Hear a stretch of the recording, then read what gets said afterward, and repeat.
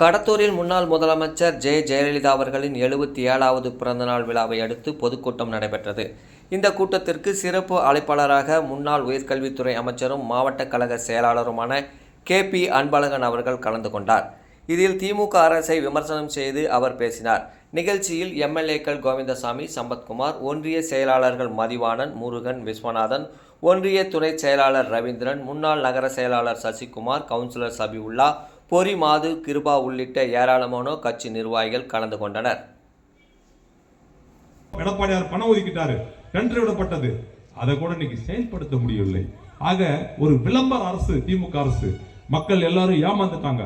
ஆனா 4 ஆண்டு காலத்தில் அந்த திட்டத்தை நிறைவேற்ற வக்கில்லாத ஆட்சி தான் இன்றைக்கு ஆட்சி செய்கின்ற திமுக ஆட்சி என்பதை நீங்கள் எண்ணி பார்க்க வேண்டும்.